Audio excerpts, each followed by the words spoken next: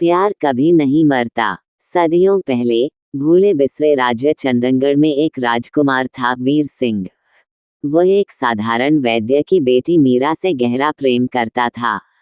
दोनों की मुलाकातें महल के अंधेरे गलियारों में होती।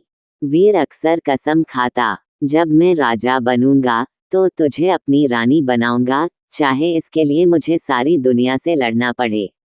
लेकिन किस्मत बेरहम थी। रानी माँ को ये राज पता चल गया। दरबार के पुरोहित ने एक प्राचीन अनुष्ठान का जिक्र किया, एक रक्त श्राप जो किसी भी प्रेम को हमेशा के लिए तोड़ सकता था। आंधी तूफान भरी रात को मीरा को मंदिर में जंजीरों से बांधकर खींचा गया। वह रोती रही, वीर को पुकारती रही। मंत्रोच्चार गूंजने लगे, अग्नि भड़क उठी और सबके सामने मीरा की बलि दे दी गई। मरते मरते उसके खून से लथपथ होठों से अंतिम शब्द निकले, मैं अंधेरे में तेरी प्रतीक्षा करूंगी और जिस दिन तू मुझसे मिलने आएगा ये महल कभी सूरज की रोशनी नहीं देखेगा। साल बीत गए। वीर अब राजा था, पर भीतर से टूटा हुआ। हर रात महल के सूने गलियारों में वह मीरा मीरा पुकारता घूमता।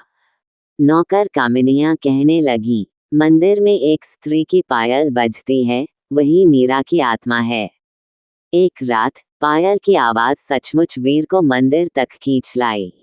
वहां उसने उसे देखा, मीरा वैसी ही जैसी मरते वक्त थी। हाथों में जंजीरें, आंखों में खून के आंसू, पर चेहरे पर भयावह मुस्कान। मीरा की आत्मा ने मुस्कुराकर कहा, तू अपना वचन निभाने आया है मेरे राजा। ये कहते ही उसकी जंजीरें अपने आप टूट गईं।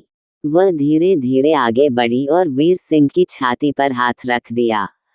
अगले ही पल राजा का दिल धड़कना बंद हो गया। राजा की निस्पंद देह जमीन पर गिरी और मीरा की आत्मा उसमें समा गई। उसकी आंखें लाल अंगारों सी चमक उठीं। वह अब सिर्फ मीरा की आत्मा नहीं थी, वह प्रेम और प्रतिशोध से जन्मी एक अमर प्रेतरानी बन चुकी थी। महल की दीवारें एक एक कर गिर पड़ी, राजपरिवार और सेवकों की चीखें अंधेरे में समा गईं। रात भर आग और राख बरसती रही और सुबह होते होते पूरा चांदनगढ़ महल जमीन में धंस चुका था। आज भी उन खंडहरों में कोई जाए तो पहले पायल की धीमी आवाज सुनाई देती है, फिर अचानक एक औरत का चेहरा ठीक सामने उभर आता है और आखिरी बार वही शब्द गूंजते हैं, प्रेम कभी नहीं मरता, ये हमेशा खून मांगता है।